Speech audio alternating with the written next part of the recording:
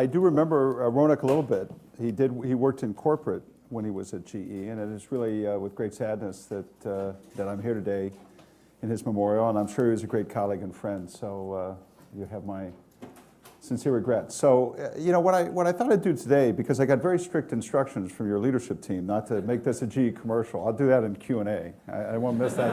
I won't miss that opportunity. But what I thought I'd do is talk a little bit about the world, but talk mainly about leadership. What I view as kind of some of the attributes of good leaders of this generation, and then let the conversation go wherever you want to take it. So, I think if you're a CEO of a company today, you have to have kind of a point of view of what's going on in the world. And you've got to invest around what that point of view is. So I would say there's kind of 5 big themes that I think about from a standpoint of running GE. The first one is just the reordering of the global economy. You kind of see that each and every day. I joined GE in 1982. In the decade of the 80s, the developed world really generated about 80% of the economic growth. In the next decade, the emerging markets, developing world will be 80% of the economic growth. With all the volatility that's in Europe, the big message is that Europe will be a slower growth region. My sense is that these problems have a way of getting solved. But what it means is you may have, another 5 or 10 years of relatively slow growth in Europe. For a businessman of my generation, I've already seen 25 years of slow growth in Europe. So, you're a little bit conditioned for what that might actually mean, and aren't overly. I'd say we're all concerned, but see that. So a reordering of the global economy, number one. I'd say the second big thing is just the notion of productivity and cost. The whole aspect and focus on having what I call more products at more price points.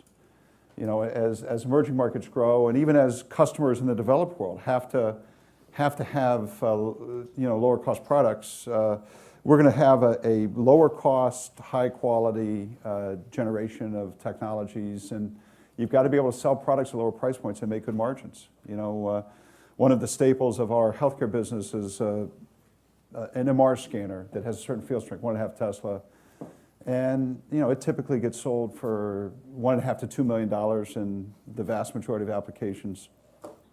We're developing a product in China that can, 1.5 Tesla MR that can be sold for $500,000. And it's got 55 or 60% margins. And so, you're going to have a real sense for productivity. Resource scarcity.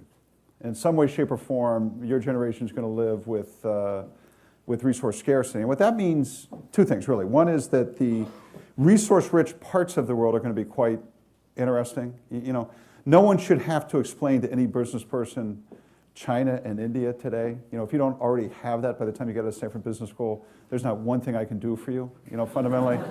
But places like Angola are going to be quite interesting in your lifetime. The stands, Kazakhstan, Uzbekistan, these are going to be quite interesting. There will be some form of reemergence of Russia over the next few years. So a focus on both resource-rich parts of the world, but also on conservation technologies. And what do you do post-oil spill in the Gulf, and how do you take on these big, kind of conservation economies are going to be quite important. So that's the third thing.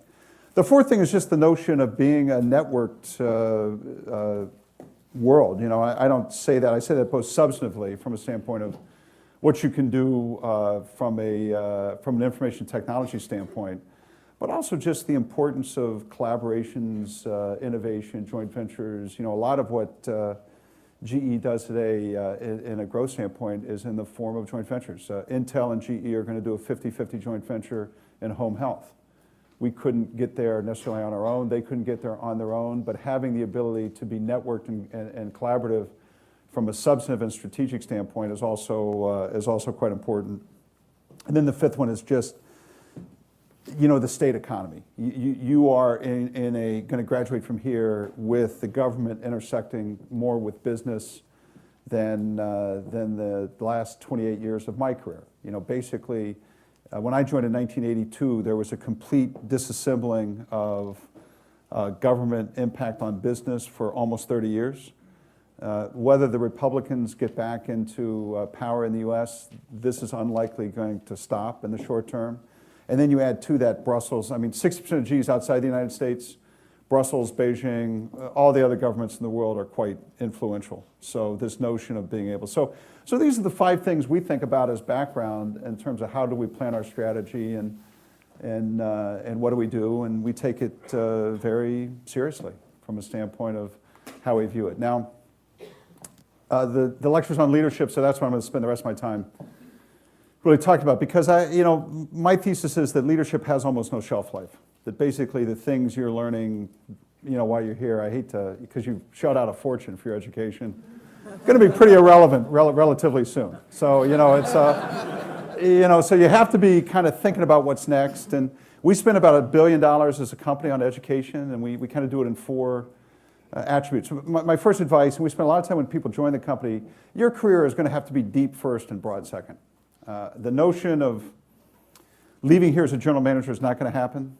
You got to be good at something, and we want our people to be good at something, whether it's a function like financial marketing or whether it's a business like wind power, things like that. So you're going to build a career that's deep first and broad second. I grew up in a generation where basically people were taught general management. Nothing is managed generally anymore. So I would say that is a very profound difference between the world I grew up in and the world that you grew up in.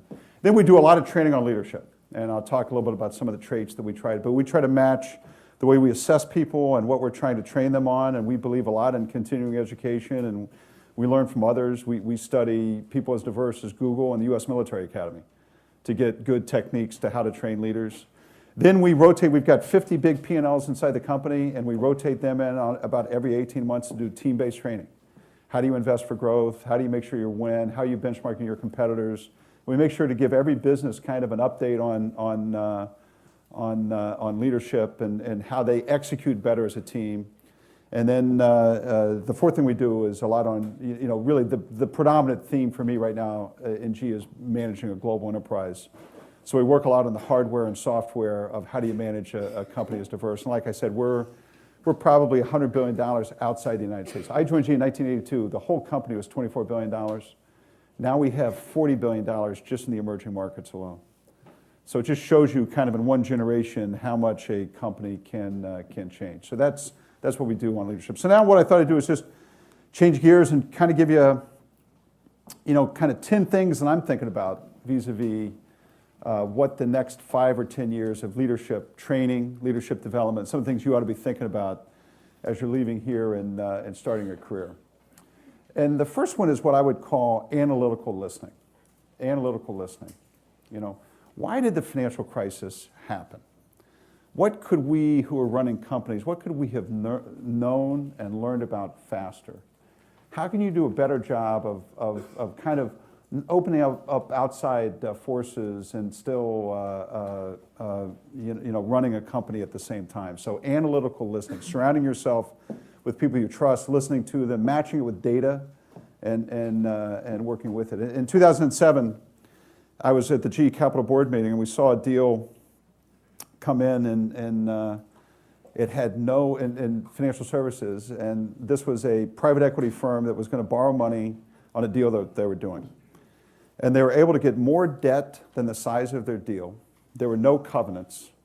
They could basically reset the loan in 24 months, right? And I said, this is strange, right? This is not the way capitalism was meant to work, And so we didn't approve the deal. And I hired McKinsey, and I spent $3 million with McKinsey and said, I want you to go study, is this liquidity, massive liquidity, going to go on forever? And they came back 60 days later and said, absolutely. This is going to happen, Don't worry about a thing. You got all these sovereign wealth funds. You got all this other stuff going on. So I tried to listen, I swear. I really did. But I think what we've tried to do, what we try to replace that with is finding the people, that write critical stuff about GE, the naysayers. Who are the naysayers out there? And giving them a voice inside the company. And when I talk about analytical listening, I talk about really having red team, blue team, having the people that are your worst critics, letting them inside where you are, and that's a way that you have to break down the barriers of how you listen. But I've never met one successful person in any field of life who wasn't a great listener, who wasn't curious about stuff. And you're going to have a career of leadership that's all about that. The second one is adaptability and perseverance and just being able to deal with volatility. This is just a more volatile world. This is just a more volatile world. I mean, we're dealing with, there hasn't been really a global business person that's thought about Greece for 2,500 years, right? And now, I mean, fundamentally, now, man, it's like, friggin' Greece, you gotta be kidding me, So, there's something about the world we live in that's just more volatile. It's interconnected. And so, you run a company like mine that's got 285,000 people. It's $160 billion in revenue. You've got to run it with an operating plan. Yet the world that your managers are dealing with is just more volatile than it used to be. And you've got to find a way to buffer your investors or your employees from these wild swings and volatility. And that's something that I think is quite important. And the way we try to do it is recognize just how volatile the world is, how adaptable you have to be. And there'll be businesses that basically I run without an operating plan for 2010. I have rough boundaries on where they're going to go. And then the other businesses that I have tight controls over.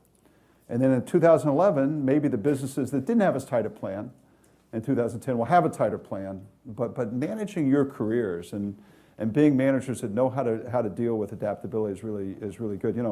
From 1982 till 2003, fundamentally the price of oil was $15 a barrel. The U.S. economy really grew for about 4.5% every year. Baby boomers were in their peak consumption period. Those were 20 pretty good years. I just think we live in a generation now where about every 2 or 3 years you are going to be shocked. I mean, we own NBC. When Squawk Box is on Sunday night, I know something's wrong. That's too much volatility. The third thing is just the notion of managing and being very open to managing relationships, connections. A lot of you, I don't know how many people here will go to IT startups and things like that. I'm sure it's a big chunk. You can feel free to raise your hand. I'm not going to, there's nothing wrong, okay? I just was curious. But I mean, you think about, technically trying to be, we've got a big installed base of products, and with sensing technologies and information technology, I basically know what every jet engine is doing in the installed base in the fleet right now. I know the fuel efficiency, I know how it's operating. We can kind of study how every CT scanner is being used. But being able to know how to take this pervasive information, turn it into real knowledge, that is one aspect of just what your generation is going to have to know how to do. And the other piece is just being a good partner. And that's not only to other companies, but it's also to the government. Having an ability to really thrive and impact and be know how to manage relationships is going to be very, very important. So I think it's more seeing things from the other people's point of view. It's the willingness to partner, the willingness to accept information on a pervasive basis. This whole area of the network society, I think, is quite important. Fourth, knows how to simplify everything. Knows how to create simple structures, simple metrics, and accountability. I mean, this sounds incredibly basic, but when I go in after a business has failed, right? When you study on TV the spill in the Gulf, right? Do you sense simple lines of accountability? People whose metrics were aligned? When you go into any crisis in a residual way, that's what I always see. We're big in the water business. We've got a $2.5 billion water business, and we fundamentally did it through acquisitions. We did about 10 or 12 acquisitions relatively quickly. We liked the space, we wanted to be in it, and we did it more inorganically than organically. About 3 years ago, the business hit the wall, really hit the wall. So I fly down. And the first thing I always start, when you're in a crisis, how are you organized? So the CEO put the organization chart up there. Unintelligible. we had taken all of these acquisitions and put them in like a nice, neat GE matrix. So nobody knew what their measurements were or who they worked for, and you sit there like in the first 15 minutes you say, we are screwed. This is, metrics not aligned, organization chart unintelligible. Nobody was accountable. One person, the CEO, might have been accountable for the P&L, but it was distributed throughout the organization. So, anytime you get that, you're going to go through a leadership change, right? And you come back and the person comes back and says, I know we wanted to make it this deep, but let's decouple some of these things. And 3 years later, you have real simplicity and real focus, and that's something to always, in your own life and career and in your early jobs, is make sure you know how you're measured. If you go into private equity, make sure you know how to set up clear lines of accountability that are simple and well understood, really critical. Number 5, this is something every school does poorly, and my sense is that Stanford does as well, though this is a great place, is we need a generation of systems thinkers. People that know how to pull together disparate thoughts into solutions. There's 2 problems that I kind of thought while I was at COGE that I could have some kind of impact on. One is clean energy and the other one's affordable healthcare. And in 2005, we launched an initiative called Eco-Imagination.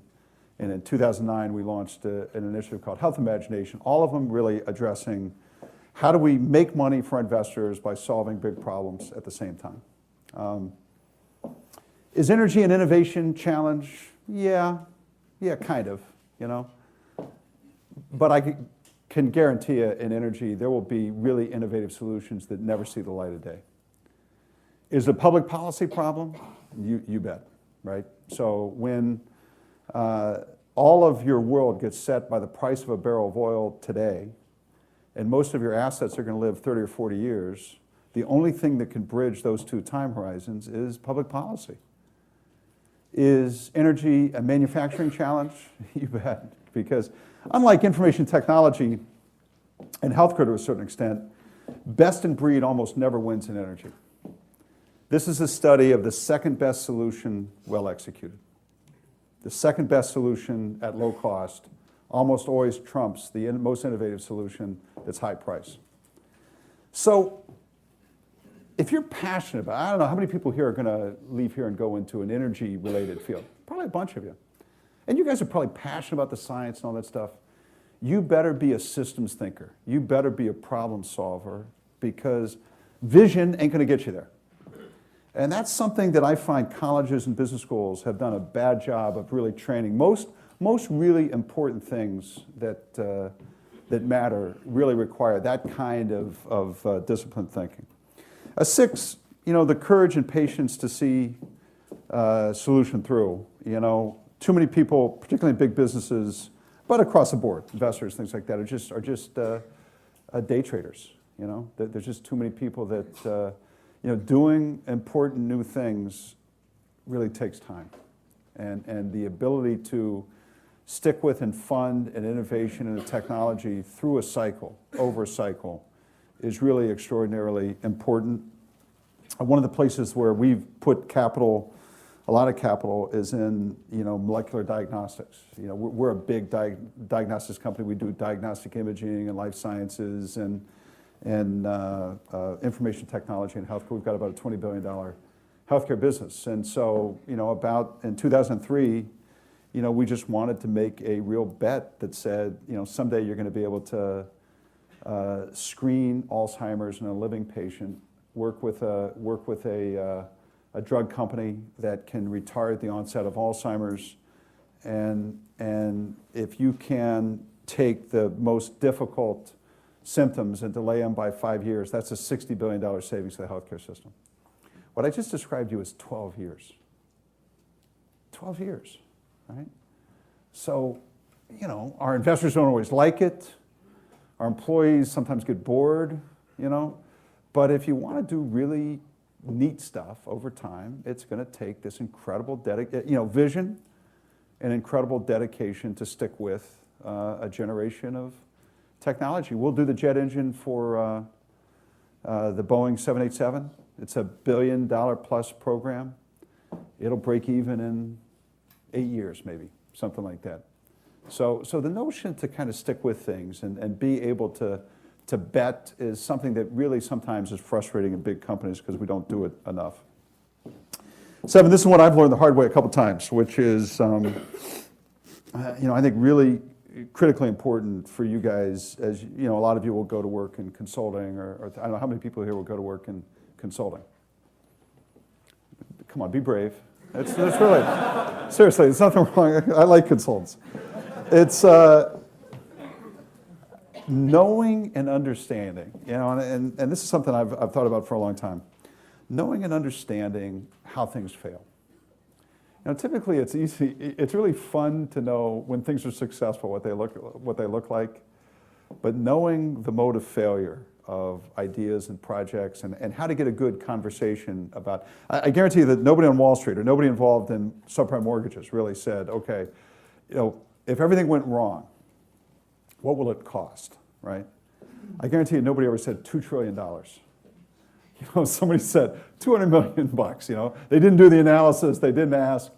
But this whole notion of designing systems to be reliable, designing, leadership processes for reliability. That's what financial reform is about. That's what the financial crisis is about. That's what the Gulf spill is about. It is kind of business and ecosystems that are just not reliable enough. I go back to my aircraft engines business. The FAA, right? And you want it to be this way because we all fly planes. The FAA, when a plane, God forbid, crashes, right? I've got 200 people that work in our aircraft engines business that this is all they do. It's like poetry in motion. They go to the site, they analyze the black box, they know what happened. These guys know within 24 hours, basically every crash that since I've been CEO that's taken place. It is not that you want to brag about that, but that's a system that works. And so we're going to have to build that on a global basis in lots of different industries. And being a leader that knows how to ask, not the fun question, but the ones around mode of failure, and being willing to dig and stick to it and ask questions until you're satisfied that you've had that kind of focus is really is important. 8, something that I worry a little bit about your generation, and it's people have to know how to manage people that are different than they are. You just, too many of you like hanging around with you. And that's, there's nothing wrong with that, but when I look at some of the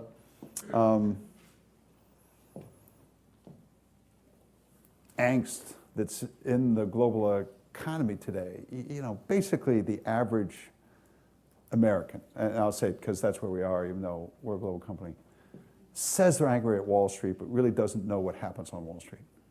So that's not really why they're angry. They're angry because they got left behind. And they got left behind because people that are graduating from this place fundamentally don't care about creating jobs. And that's why they don't, the day you step out of here, most Americans aren't going to like you. Because they think you're affluent and you're arrogant and you just don't give a shit about anything but yourself. And so, I encourage you early in your career, and I'm not here, look, I'm a capitalist, so I'm not here to give you any preaching stories. I say it for your own leadership skills.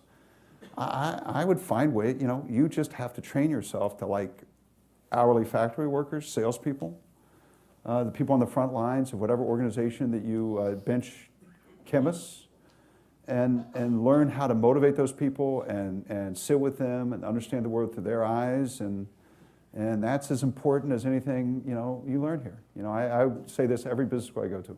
The class I hated in business school was organizational behavior. Hated it. I thought it was boring. I thought it was stupid. I said, when can we get back in finance, right? Today, I never do finance anymore, right? All I do is organizational behavior. It's like punishing me for all my sins after all this time. So know something about that. Leads from the front.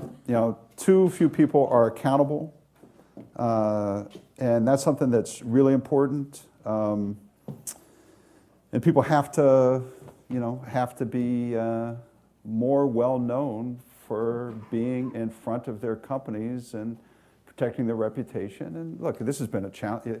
If you were running anybody in financial services the day the Lehman Brothers went bankrupt, let me tell you, you've taken some shots. I sure have. I mean, it's just, you just weren't gonna, there was no place to hide when the storm started, right? So the difference is, I got tougher through the whole thing about fighting for my company, being willing to go and protect and be accountable and stand up for what GE was about. And people didn't always love us, right? But we were able to maintain our reputation and respect because we're accountable. And I just think that's a whole thing. Now, most of you, look, and I think you should. You should want to go make a lot of money. You absolutely should. There's nothing wrong with that, nothing at all. There's a few points in your career when you shouldn't make a lot of money, right? There's a few points in your career when you got to step back and say, you know what? I earned a lot of money this year. I deserve a lot of money this year. I like making a lot of money, but I'm not going to take a bonus. Why? Because I've been around a long time, I have perspective, I have context, and I'm accountable for reputation, whether it's deserved or not. And so my message to you is not, I want you to be aggressive and competitive and capitalistic and wanting to make a lot of money. But I guarantee you in the next 30 years, there's going to be like 2 or 3 or 4 years where you will have earned a lot of money, and it's your judgment. There's no Washington law.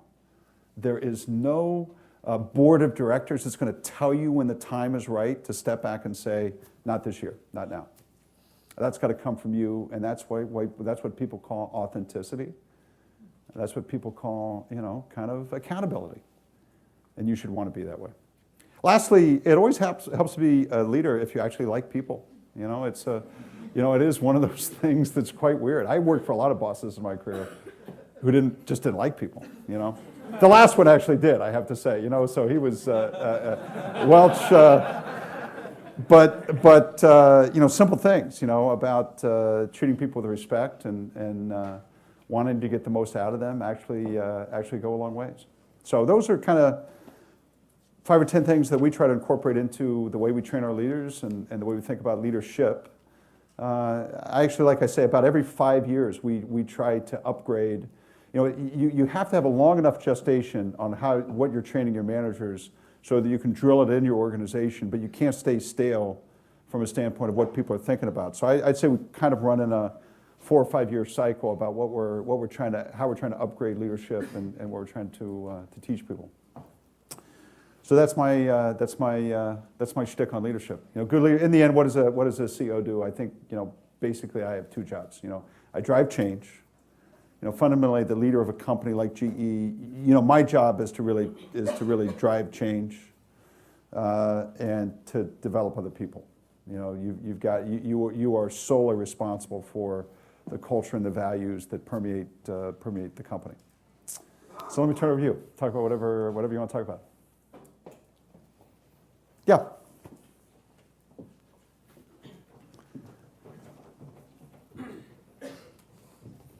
First of all, thanks.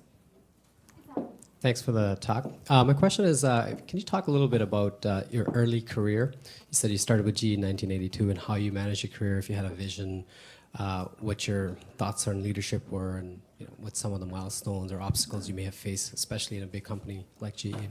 So I looked at it as like a 5-year. So I went to work in 82, and I joined our plastics business. And my first job was to be kind of a product manager to sell plastic into instrument panels of cars. And this was in the early 80s, and CAFE standards had just been passed in Detroit, and this whole conversion from metal to plastic was quite significant. And so I would go sell a product called Noril into pickup trucks on cars. And I had a kind of a 5-year vision and wanted to, kind of get into sales. In other words, what I wanted to start doing was broadening my capabilities. So I went from marketing to sales. And I think early in your career, it's really about getting good at something, being recognized for, I was a good sales and marketing person, and I kind of grew up through the plastics business, and I tried to go after tough jobs, and I tried to get known early on as being a good manager. So people liked working, I wanted people to like working for me and relating to, so I went from there to running a big sales force in the organization. I had probably half the US from a sales standpoint. So I tried to model my first 5 years on getting good at something. And then from there, becoming deep. And then in 1988 or 89, so I'd been there maybe 7 or 8 years, I'd given a presentation to Larry Bossidy in the plastics business, and I was doing pretty well and was well recognized. And then a call comes one day, and my secretary says, "It's Jack Welch," and I said, "Yeah, sure." I thought it was one of my sales friends who was just busting my ass on like it's. So he said, "Look, Jeff, you're doing great. We love you in plastics, but we're having this incredible compressor failure in our appliance business, and I need an outside. I need a young talent, outside set of eyes. I know you don't know anything about it, but I need a change right now, and somebody that's got the passion." And he said, "And I don't like any of your bosses out there. You don't work for them. You work for me." Hangs up the phone. So I'm like 33 years old, and I'm saying, "Man, this is what's going on here, right?" And that job probably it was a brutal job for 3 years. It was so tough, but that was my break. And I wouldn't be CEO today if he hadn't reached down, which I try to do, and gave me a high risk, high reward job. And so that's so you kind of got to have a couple 5-year plans, and then I don't think you can ever dream about being the CEO of GE or P&G or something like that. It's just too weird, So much luck involved. And I think what you do is you build. If you want a company life, what you do is you build a great foundation of accomplishment and networking, and things have a way, at higher levels of companies of really taking care of themselves. And if you don't do it here, you can do it someplace else. But I'd stay focused coming out here in your first 5 years, and it's and do what you kind of like. Don't play for the triple banker. I see a lot of business school kids that say, "Okay, I want to run GE someday," right? So because I want to run GE someday, I'm going to go to work at BCG. I say, maybe, but I just really, I know the guy that runs BCG. I'm quite fond of him. We are as different. Our experiences, our capabilities are about as different as is humanly possible, right? So I think that's what I call like the triple banker. I say if you want to join venture capital, join venture capital. If you want to do private, if you want to join a company, join a company. When you come back to your 20-year reunion, successful people will be successful, and the pathways will be wildly different. Jamie Dimon was my good friend in business school. We've been friends for 30 years. He went to work for Sandy Weil. I went to sell plastic and instrument panels. We both did okay. It kind of, in the end, it all worked out. But our pathways, I moved 9 times. He stayed in New York. But we're great pals. We all do our thing differently, but we do it effectively, I hope. And that's what happens. But fall in love with your job. Let it go. Don't worry about what your classmates are doing. Fall in love and let it happen. Other questions? Yeah, right there. I don't know how we get the mic to you, but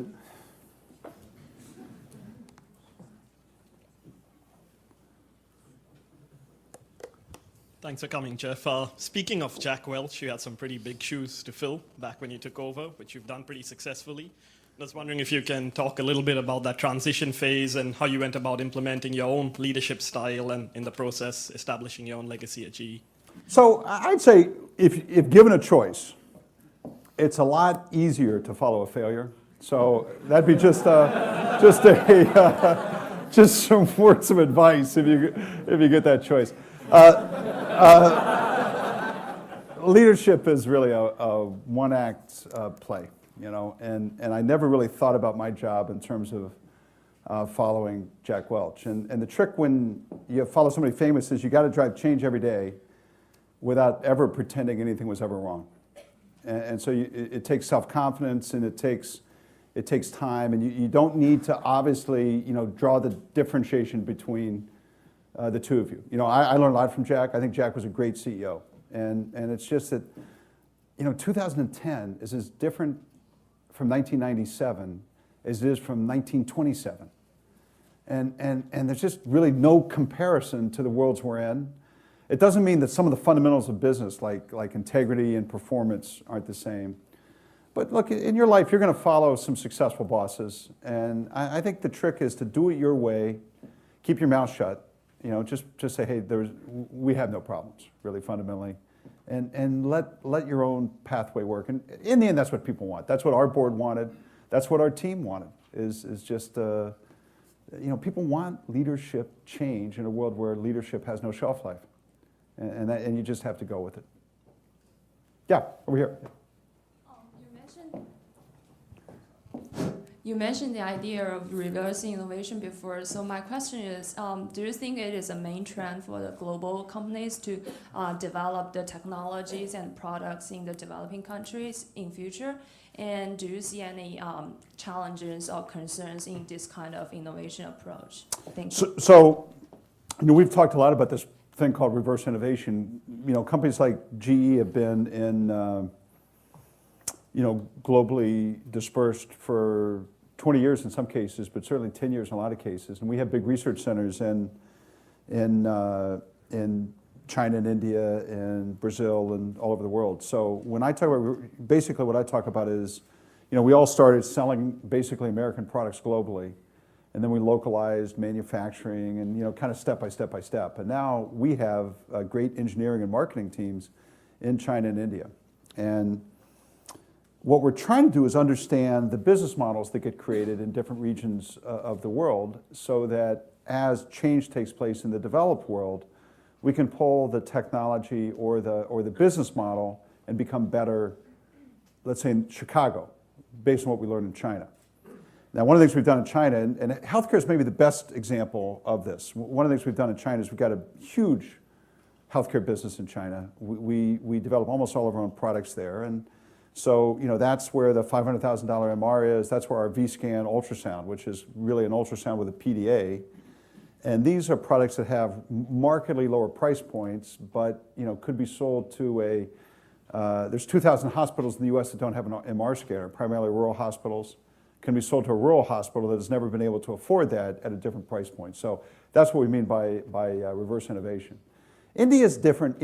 What I find most fascinating about India is that it's not just different technology, but it's a different business model. And so how can we study the way that, let's say, healthcare information technology is done in India and bring that back to the U.S.? That becomes an established principle as well. Now, your world, basically, guys my age, basically could move work anywhere they wanted, anytime they wanted, with no consequence.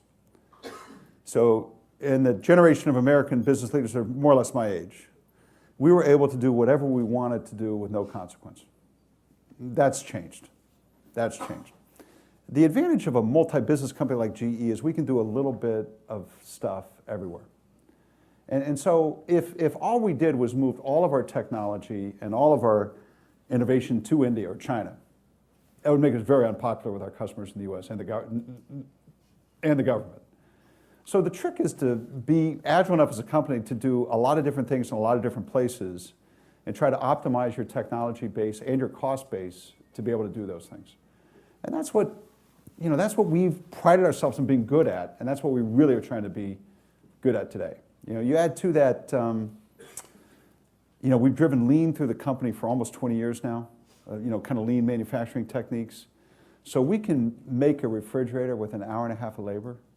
If you have really weaned through your cycle time, you can almost start making things any place you want to, relatively cost efficient, regardless of difference in wages and things like that. So, that's what we learned. So the last thing, just going to the person we're honoring here today, sometimes we started Genpact. Genpact's a great company. In its own day, that was kind of reverse innovation. Really, what we did is we took call centers we had in the United States and we replicated them in India with better people at a lower cost. I mean, when you get that, when you're replacing people that have a high school education with people that are PhDs who you pay less, sometimes that works. But I was convinced that we would choke Genpact if we just kept it as a GE business. And sometimes you got to recognize what business models we can do a good job at. What is a good GE business, and where are we better off letting things go? Other questions? Yeah, right. Why don't you shout it out and I'll repeat it, because they're never going to get a mic to you. So I guess my question is, I think you rightly referenced the fact that many of us are going to leave here and join very small organizations, either investment managers or startups that we start or go to help run. I guess my question is, sitting as the leader of the preeminent trading ground for leaders of large organizations, what can we learn from GE, those of us who want to go to small companies? So look, I think it's a great question. The question is, small companies, what can you learn from big companies? There's a lot of things that are very transportable, right? In other words, I think the idea on focus, the idea on how to motivate people, relating to a variety of different people. You can really learn that really well in GE, and you might not get that from a 50-person startup or things like that. But there's other ways that there's bad things to learn from big companies as well. Like if you're running a startup, forget about Six Sigma for about 10 years. Really, it's just you're going to waste money. It's not why you exist. And so the trick is keeping the things that are good. And really, you and I are alike. I want to grow. You want to grow. I want to see ideas hit the streets. You want to see ideas hit the streets. So we've tried to make a company that aspirationally isn't that horribly different than a startup. There's differences.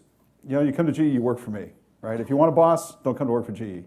In other words, or if you don't want a boss, don't come to work for GE. If you want to be your own boss, join a startup. I'm my own banker. That's my advantage, right? If you don't want to go out and beg for money, join GE. I'm the bank. You only have to convince really a couple people. A startup, different.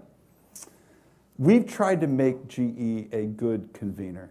I don't think it has to be either or. We are a big collaborator with Kleiner Perkins. At our Global Research Center, about every other month, we'll have big venture capital companies en masse come and share ideas and talk about things. We probably have 100 meaningful equity stakes in startup companies. And in those cases, we try to bring to them management practices that will work for them, but keep away things that aren't going to work. We have a solar company we now own 60% of. It's in Colorado. It's a startup. We don't really touch it that much. But when it comes time to have to go to the next commercial scale, that's going to cost $250 million. On that day, we're good. So the trick is knowing what works and what doesn't work, and what things can be helpful to a company that's just starting up. But look, I have immense respect and a lot of time for the venture capital community. I really do. I've tried to develop good relationships, and I do think that is a strength in this country that is second to none. And I've tried to make GE a good partner to those firms. Yeah. Thanks for coming, Jeff. You mentioned energy, and GE's gotten a lot of press recently for supporting the climate bill released this month. And a lot of people project that the carbon market will grow to be $2 trillion, the world's largest commodity. So I'm interested in knowing what you think is the likely outcome of this slow shift, and any opportunities for innovation that you see there. So I got into this game en masse probably in 2004, having no real environmental credibility personally, more as a company. In other words, I've never camped, really. I've never planted a flower, and I stopped mowing my own grass a long time ago. So I'm not a nature lover.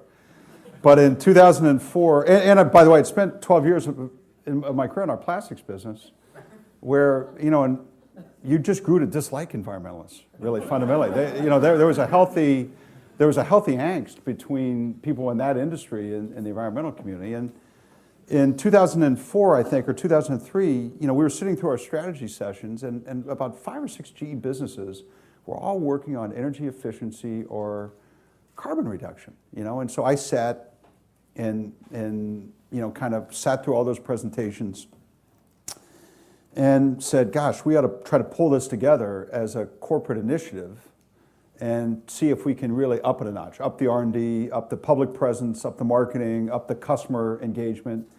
And we did that and launched in 2005, and we had kind of a third party that would certify these technologies, each of which would reduce their predecessor's carbon footprint by 25%. So we started with 17 products. We now have 93 products. We started with about $5 billion in revenue. We'll hit $20 billion in revenue this year. So, our thesis was green is green. We run GE under the Kyoto Protocol. So we reduced our own carbon footprint, reduced vis-a-vis the Kyoto Protocol. And so that's how we got into it. So when we started, we created 3 teams. One studied public policy. One studied the science. And we had kind of a red team, blue team, studied the science. And one team argued that global warming was a hoax. The other team argued that global warming was a technical fact caused by man, and we try to be relatively bipartisan about it. And then one team talked to our customers, right, our big utilities or airlines or things like that, to try to frame. So we did probably 9 months of pre-work before we launched in a big way in 2005. And one of the things, if you're in the energy business for a long time, you know that it's a lot about innovation, but public policy is, you're just not going to, it's just, if you look today, probably the lowest incremental cost in the power generation field is nuclear power, right? It's probably the cleanest and lowest cost. All these plants are 25, 30 years old. And the CEOs that launched these plants 25 or 30 years ago all got fired. They were the biggest problems. They were horrible. The regulators wouldn't let them get finished. So the cheapest electricity today was a place where everybody got fired 25 years ago. And when you see that, you know that nothing's really going to happen unless you have some form of energy policy. Now, if you're going to have energy policy, it ought to have energy security, it ought to have job creation, it ought to have a lot of things. But one of the aspects needs to be a price for carbon. The vagaries of the market are just too circumstantial, and you need to be able to invest against some kind of constancy and price for carbon. You can do that through a tax. A tax is simpler, easier to administer, and some would argue the best way to go. Environmentalists don't like it because it has no certainty around it. Another part is to do cap and trade, and that's been very complicated in Europe. It creates a lot of bureaucracy to get it done, but it is certain in terms of where you go. I'm convinced we need one of those. We've been on record to support energy legislation that has cap and trade in it. I have very low hopes for what will happen this year, just given the political environment and things like that. But look, guys, this is your own choice in your life. Because, look, any one of you guys can do my job. If you graduate from Stanford Business School, it's not about IQ. You are smart enough to do my job. Let's just get that out of the way. The question is, do you want to? Do you want to? And one of these weird things about life is to do something, you have to do something. I mean, it's one of these strange things. So here we are today, right? We're sitting there, and we're in the oil and gas business, so I'm not being critical, but we're sitting there looking at this environmental, really difficult. I mean, I don't know where it'll go, but boy, this is one of the toughest things I've seen in my career, what's going on in the Gulf. In the meantime, we are doing nothing, zero on energy. So people giving speeches and all this other mumbo jumbo, nothing as a country on energy future. So I think that's wrong. That's wrong. And in my corner of the world, GE is going to do stuff. We're going to up it. We said we're going to spend $10 billion in R&D between 05 and 10. We did it. We're going to do $15 billion between 10 and 15. So we're going. I don't know if it's going to be in the U.S. or China or Turkey. We're going to go wherever we need to go to be effective. But we, as this country, has to look at itself in the mirror and be really ashamed of where we are today in energy. And we're just, we can be critical of BP if we want as a country, but boy, you're not doing anything. So you don't impress me. As a citizen, I'm quite, I think it's very hard. Yeah. So, as per Garth's introduction of Ronick, 3 of the things that he really cared about were travel, relationships, and spirituality. So, I was wondering how those show up in your life as a leader and as a person. So, travel is, I think actually, if you want to run a company like GE, you have to be a globalist. And so you have to live a life that sees things and touches people and is open to people. You can read a book on China. You can read 30 books on China. That's why I wouldn't read one. If you go to China, go and spend hundreds of days, not just in Beijing and Shanghai, but in 30 other cities over 25, look, I've been going to China since 1984. I have visited probably 30 cities. I've started 2 businesses from scratch. I've done joint ventures with the government. I know private business people. You want to be CEO GE? That's the path. Or any other company. So that's travel. What was the second one? Relationships. So business is really a study of relationships. My own view is that people overuse the word. In business, if you can't make somebody more money, you're not a good partner. So I have kind of a linear view on what it means to be a good friend in business. To be a good friend in business, you better be able to see things through the other person's point of view. I'm on President Obama's advisory board. I voted for McCain. I'm a Republican, but the president wanted to reach out and have different voices. When I go and serve the president, my role isn't to say, here's what you should do. My role is to say, here's what I would do if I were you. Here's what I would do if I were you. Do you guys get the difference? One has the benefit of context and relationship versus the other one is just giving a lecture. So relationships, you'll learn your own nuance. Look, spirituality, if you want to do anything important, people are going to hate you more days than they like you. People are going to not like you more days than they like you.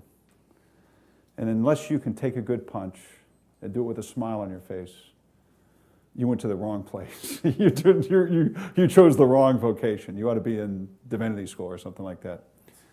So you're going to have deep understanding of yourself. You're going to have other things in your life that are important than just your job. And you're going to have a sense that of perseverance and optimism. And if you ask me to describe myself, I'd say I'm a tough-minded optimist. That's Jeff Immelt. I'm tough-minded, and then I like facts, I like data, I like doing stuff, I don't mind taking risks. But I'm an optimist because I like trying things, Pessimists are just minimalists. They're just horrible minimalists, That's not, I want to try things and do things and see where the world goes. And, what I would describe to people when they come to GE is, look, you're going to be in the front seat of history. You come to work for GE, we're not a perfect company, but I guarantee you, where it's happening, what's going on, we're going to be somewhere close to where business history is taking place. That is the best calling card I can give for GE. Other questions? Yeah. Jeff, just had a question. Some of the lessons learned, if you could share with us some of the lessons learned and challenges faced during the recent financial crisis within your management team. Well, look, I think there's a lot of different nuanced things you can answer on the financial crisis from both a system and individual. But again, I come back to listening harder, being more focused on all the risks and the downside. Again, we did studies, the McKinsey studies, stuff like that. But I think companies just didn't do enough tough, challenging, what if this goes wrong, and listen to naysayers enough. So, that's how we've tried to change inside GE in that inside the crisis. Take one more. Bonus question. Is that hand up? Way in the back. We'll make this Sure, one. I'll ask a question. How do you think about, I mean, you talked about kind of taking the right risks, and how do you think about which businesses to enter at what point and how to exit? I don't know if there were some specific processes or ways that you thought about that as a leader within GE. So I think when you run a company like GE, a big multi-business company,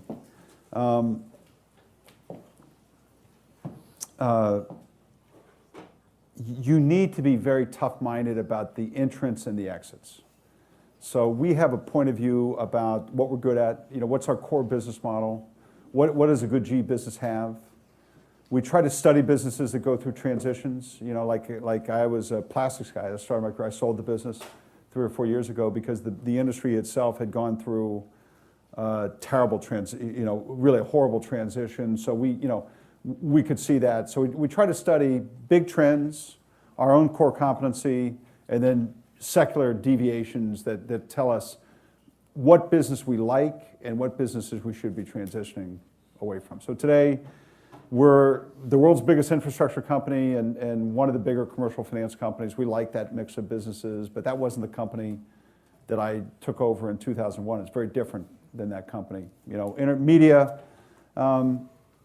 it's just, in the case of that specific decision, it was what was the best use of capital in the GE context. And I saw so many investing opportunities in our energy and healthcare business that I just wasn't convinced that we were going to take the capital and put it into media over the long term. And I was convinced that the way the industry was going, you either were going to have to be a consolidator or you were going to erode shareholder value. So that's why we did the joint venture with Comcast. Timing, you can't pick. In other words, if you're in private equity, timing is everything, really. If you're going to have a 5-year hold or a 2-year hold or a 7-year hold, in the case of GE, I think we have to be better at business model match than picking the right time. Look, when I see the euro do what it's done the last couple of weeks, the company's got maybe $100 billion of cash today. I look and say, where can we swoop? I call the BD guys in. We look at our game boards. Every company in Europe that we've been looking at. Why not? If it's on strategy, I wouldn't do it if it wasn't on strategy. But sitting around at this moment in time with almost $100 billion of cash is not a bad hand to have, right now. So that's this may be a good time. Look, have fun in your careers and be good.